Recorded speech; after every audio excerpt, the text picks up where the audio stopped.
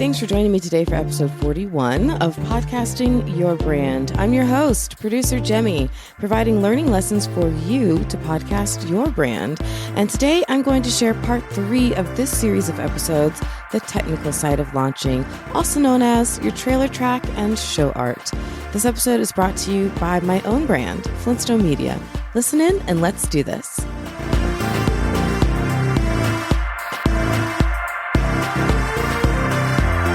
Hello. Welcome to part 3 of the technical side of launching. We have just 2 episodes left in this journey through the show development and launch space of podcasting your brand. First, the conceptual side of your launch with my Thoughts Before Launching series, and now the technical side of launching your podcast. Moving forward past these episodes, I'll be labeling my episodes as either Podcasting Level 101 or Level 102. Because we are just starting to get into the massive pile of tips, to-dos, and Jemmy-isms that will help you to best podcast your brand. But let's not get ahead of ourselves quite yet. In this episode, I'm going to bring you through steps 5 and 6 of the technical process of launching your show, covering the 2 pieces you have to have in order to submit your show to the platforms. I'll be talking in the next episode about getting your show onto the podcast platforms, but to get ready for that, you need to have your trailer track and your show art. Well, now that you've come along with me this far and figured out how to record, it's time to decide what's the first thing you're going to say. That's your trailer episode. But first, a little history. When I first got into podcasting, way the flip back in 2014, and for a number of years thereafter, it could take up to 2 or 3 weeks to get your show approved in the big kahuna platform, Apple iTunes. So that created quite a conundrum because having an episode loaded into your podcasting account is required in order to submit your show to iTunes. Well, so if you're wanting to announce that you were launching your show on a certain date, and then you were waiting to release your first episode on that date to then submit it to the platforms, no one could listen to it yet. Sometimes for a very long time. You see the problem here, ruh-roh? Imagine setting up an entire marketing campaign, telling all your friends and family about it, scheduling a Facebook Live party for it, whatever, and there's nothing for people to listen to. 4 weeks! Nothing but crickets for weeks. And the date that it would magically get approved could be anytime. 2 weeks later, 2 days later, who knew?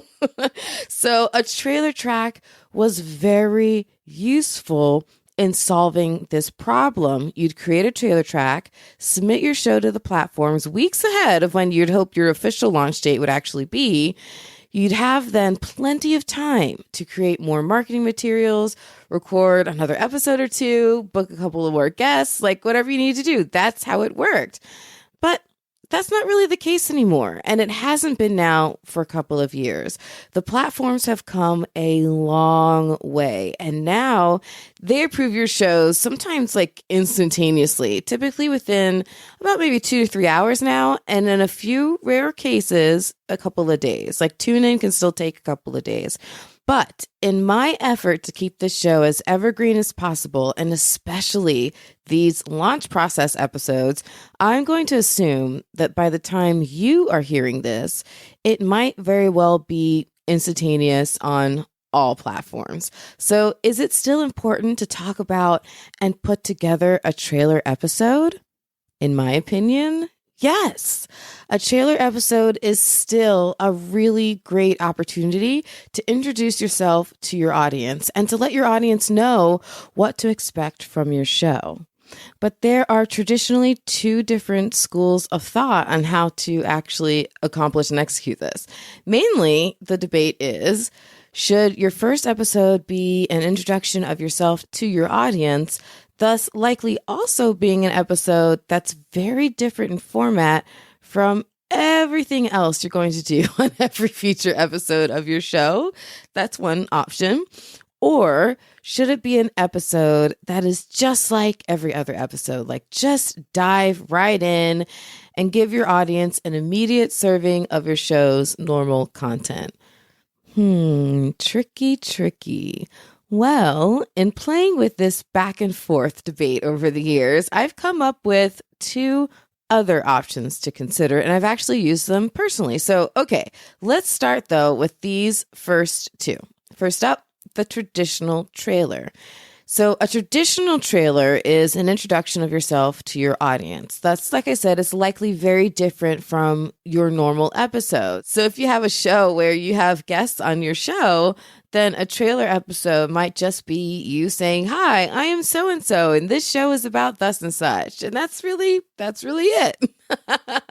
Very different from all your other episodes. The second option would be just to dive in with a regular episode, an episode that is just like every other episode you're going to deliver moving forward. But as I said, in launching dozens of shows over the years across the evolution of podcasting, I eventually came up with a couple other ideas. So the third one is a mashup approach.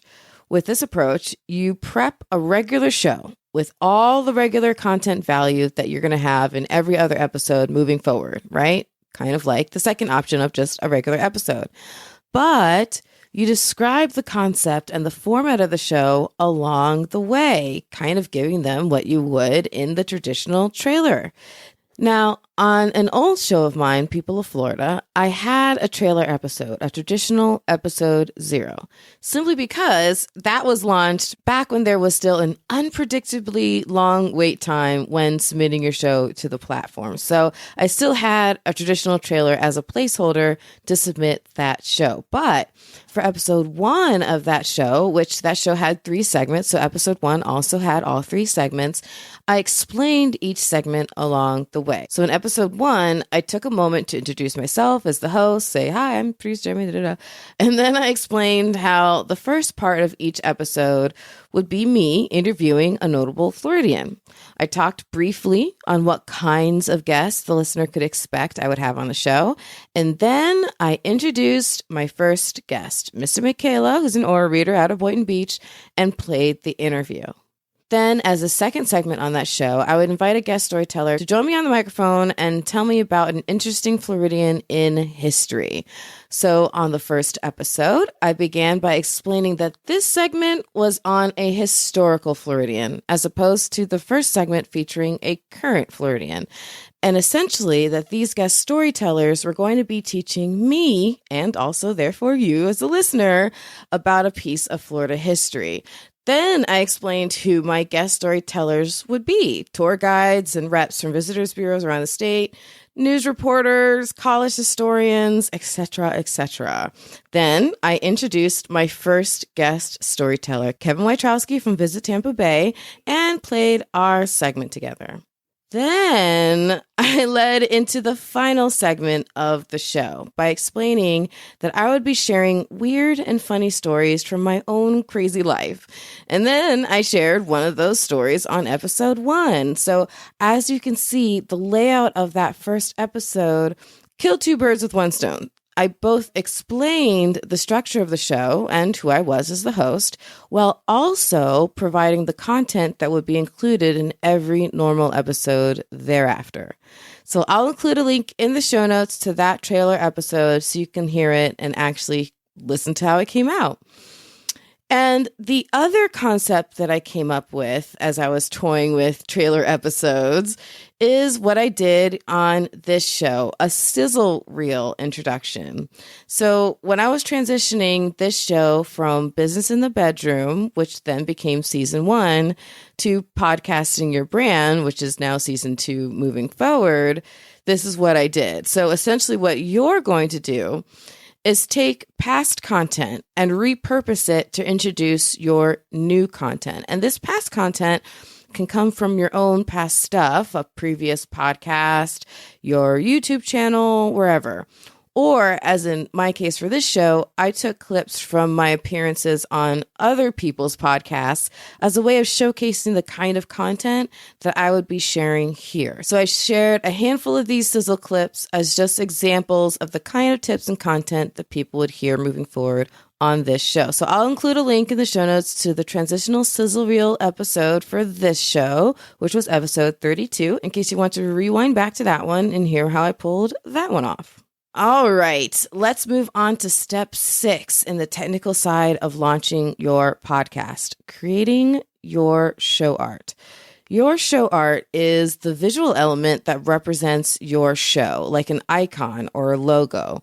When people find your show in their podcast player, your show art is the image that is displayed. Now, there are some main specifications required for your show art to be accepted across all platforms, but they're very, very simple. Number 1, make it square shaped, so give it that 1-to-1 ratio. Number 2, has to have a minimum size of 1400 by 1400 pixels. And number 3, a maximum size of 3000 by 3000 pixels.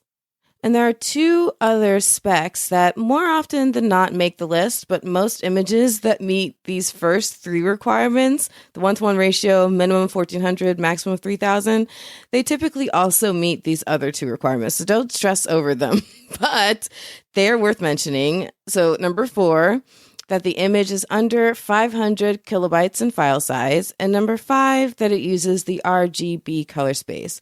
Like I said, as long as you have a square image that is between 1400 and 3000 pixels, you should be good to go. But there are some key points to discuss in terms of the design of your show art as well. And they're really, really important. The key is that it's important to be able to see all of the elements of your show art, even when it displays very, very small, like on a podcast player app. What's awesome about where we're at in the podcasting space these days is more and more people are using their podcast player as a search engine. So if they want to find out about a topic, they'll search for it in their podcast player. But of course, that generates a number of shows to pop up. So each show's show art icon displays really small. So you need to make sure that you're able to see all the elements of your show art, even when it displays really small like that. The most important, though, is your show's name. You want the font of your show's name to be big and bold. And you may have other words on your show art as well. Your name, your show's tagline, if you have one, ongoing sponsor's name. And you need to make sure that those can be seen once it's a little bit bigger. But when it's small and at all times, you want to at least be able to read your show's name. So make sure the font is big, bold, and easy to read when displayed small. And you will likely, not always, but likely want to also include some visual elements in your show art as well. And you want to be able to see all of those elements on your show art, even when it's small. I'm going to keep saying that. You want to make sure your eyes can make out what all little things are, even when it's displayed really small, because it'll get displayed small on podcast player apps. So aside from the words that may be included on your show art, like your show name, tagline, your name, etc., you may want to also include some visual elements on your show art. Elements like what? Well, elements that are both relevant to your show's content and descriptive of the value. For example, guess what's the iconic image in the art for the Horse Radio Network? I'll give you a second. A horse! Yay! Ding, ding, ding, ding, ding. You got it. It's a horse.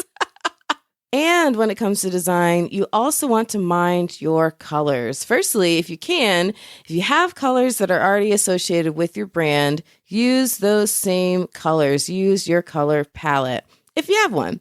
If you don't have a styling palette of colors for your brand, then use colors that pop, colors that are going to make your show art stand out. Then make sure that your background doesn't wash out your text elements, stuff like that. So make sure your colors work well together. Next, I want to touch on a heated debate.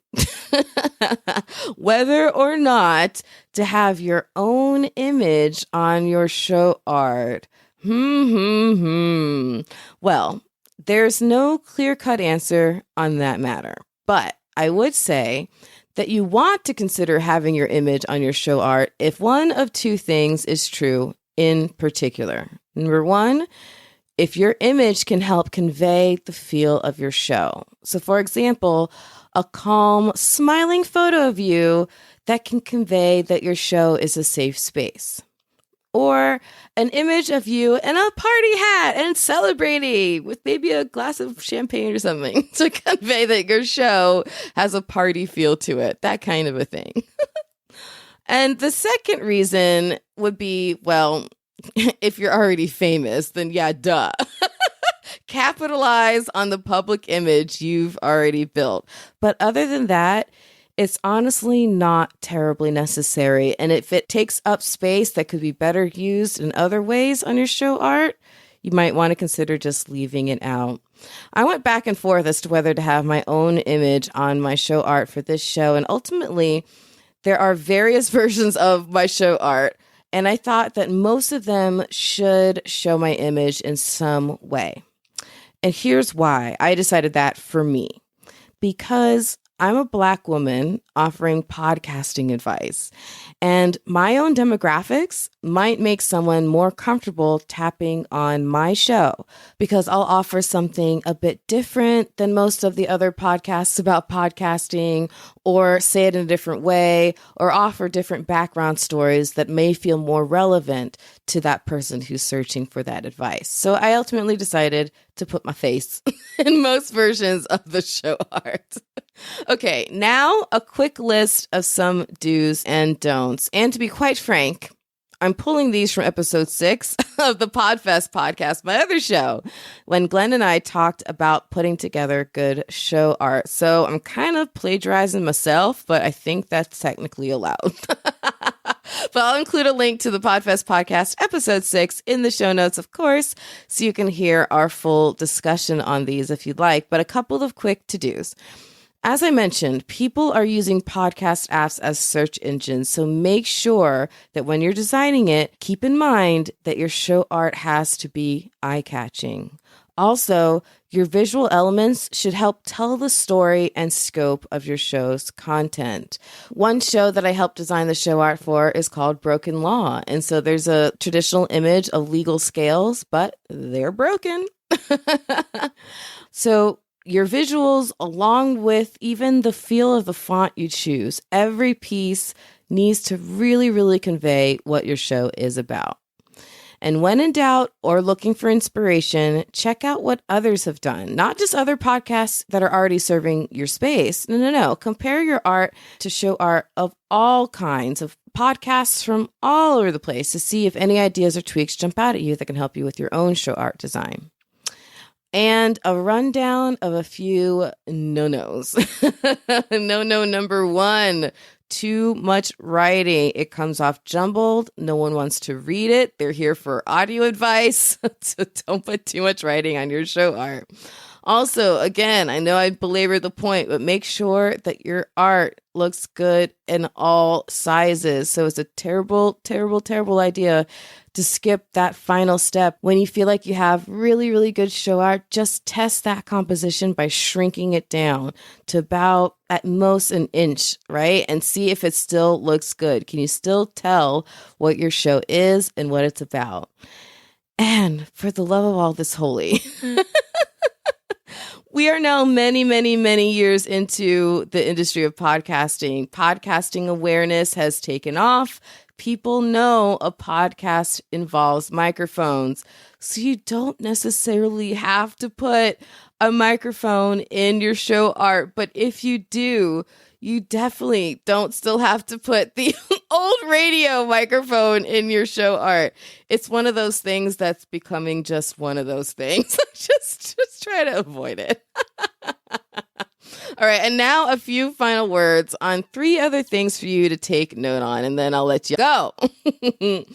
Okay, number 1, once you've landed on your final show art composition, save not only the final full image, but also each individual element of your graphic, your title, your tagline, any visual elements, etc. Save them as separate PNG files with transparent backgrounds. You'll want to save those for use on your website, on future marketing and promotional materials. You just never know. So save all the different little elements as well. Number 2, create an additional version of your show art that has a horizontal rather than just the square orientation. Some hosting account companies, which we'll get into on the next episode, allow you to load up both a square and a horizontal version of your show art because some platforms will use either in different places on their platforms. So you want to provide both just in case it uses both. Why not, right? And the size of that horizontal image should be 1600 by 900. And third, make sure your show art doesn't accidentally draw unwanted attention. So, as a quick note, the Finding Florida logo, it's great. It's one of my favorite logos that I've ever had a hand in designing. And essentially, it's someone holding up binoculars. It's a great, solid piece of show art. But once it gets put on a t-shirt with a woman wearing it, let's just say it looks kind of like the hands might be holding something else. So make sure that your show art doesn't accidentally draw unwanted attention. Oh my gosh, this is true. So you could see samples of strong show art in my grid of clients on the Flintstone Media website. Just go to flintstonemedia.com/clients. Now, we didn't help design all of the show art that's listed there. We only design show art for about maybe half of our clients, but I'll include some of my favorites, whether we design them or not, directly in the show notes for this episode. In fact, I'll include the Fighting Florida logo so you can use your theater of the mind to imagine the logo placed on a woman's shirt and just how awkward that is. And I'll also include the logo for Horses in the Morning, which we did not design, but it is one of the best podcast show arts I have ever seen. And the third sample that I'll include in this episode's show notes is for a client of ours whose show is called Accidental Landlord, because the graphic designer simply nailed it, expressing the concept of the show through the visual elements. So you'll see what I'm talking about. Check the show notes. And you may be naturally asking, where do we get show art, Producer Jemmy? Great question. So there are a few places to look. Your business's own internal or outsourced marketing team is the perfect place to start if you have one, because they will already know your color palette, your font preferences, your styling preferences, etc., etc. But you can also turn to Canva to DIY it. Just keep in mind that you can run into a wall trying to then trademark something that you've created in Canva or other such services. So as much as I love me some Canva, in fact, I have a link in the show notes, just be sure to avoid creating something you're going to want to later try to trademark. And where do you find talent when you want to have an artist create something original for you? There are great resources. I'll name a few. One is Fiverr. Fiverr is full of great graphic designers. There's also Upwork. Upwork is a website that I've used mostly for more technical stuff, like web developers who can do things that far exceed my own web design development skill set. I go to Upwork, but there are great graphic designers in there too. There are also graphic artist pages on Facebook and such that you can always go in and say, hey, I'm looking for someone.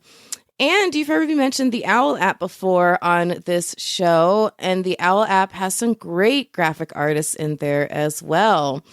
Just be sure that wherever you find your graphic artist, be sure that your fee includes the cost of all of these as deliverables: your final show art in full, the individual elements of the show art, like I listed a little bit ago with transparent backgrounds as PNG files, and the project file itself, so that if you have a tiny tweak to make later, want to change one little color on something or whatever, you don't necessarily have to go out of pocket again and reach out to the graphic designer. Perhaps you can just change it yourself. So having that project file on hand is really, really handy. So make sure that's part of your deliverables as well. And as a quick tip for cutting down on your cost when using a graphic designer, create a concept piece in Canva first to give them. Because sometimes all the wordy explanations in the world can't really convey and tell them what you're really, really looking for. So create a concept piece in Canva and then have a graphic designer recreate it as an original, more professional piece. And as a quick mention, be sure that you are monetizing your expertise on the OWL app, spelled with 2 W's and 2 L's too. Even if you're not a graphic designer, I'm on there as a podcast expert, and there are experts from all kinds of areas on there, and they are monetizing their expertise with every call. And you should be too. Let people pick your brain after they first picked their payment method. Sign up with my referral code PL954123 and get your $10 credit. And remember, this was the second to last in the initial episodes of Podcasting Your Brand, where I'm laying out the very basics of launching your podcast. Up next in episode 42, I'll continue with part 4 of this technical side of launching, in which I'll take you through steps 7 and 8, hosting and distribution. In other words, let's finally get your show submitted to the platforms. Woo woo! And then, as mentioned, moving forward, I'll be labeling my episodes as either podcasting level 101 or level 102. Like, you may be thinking, well, you never covered naming a podcast, producer Jemmy. Hello. I need help with the name. And hello, you've also never mentioned music beds and where I get them. Where do I get those? Inquiring minds want to know. Yes, I hear you loud and clear. I'm going to be diving into that here as one of the very next episodes coming up, I promise. And that will definitely be labeled as a Podcasting 101 episode. And those 101 episodes will be mixed in among some of the content I have been dying to get to with you, my Podcasting 102 content. So moving forward, after not just this episode, but also the next episode, I'll be labeling my episodes as either Podcasting Level 101 or Level 102. So if you're not subscribed, be sure that you do. In the meantime, I have a whole host of free tips for you on my website. Just check out flintstonemedia.com/free tips. Thanks for tuning into Podcasting Your Brand. In this new chapter of the show, I'm revealing how you can harness the power of podcasting to expand your brand. So come and pick up what I've been putting down since 2014. Avoid common mistakes and propel your podcasting and branding forward. And if you have questions or are interested in becoming a sponsoring brand of this show, don't be shy. You can reach out to me anytime at Jemmy, spelled Jaime, at flintstonemedia.com. It's producer Jemmy signing off for now. Remember, the only thing more powerful than your voice is your spirit to use it. So turn that mic on.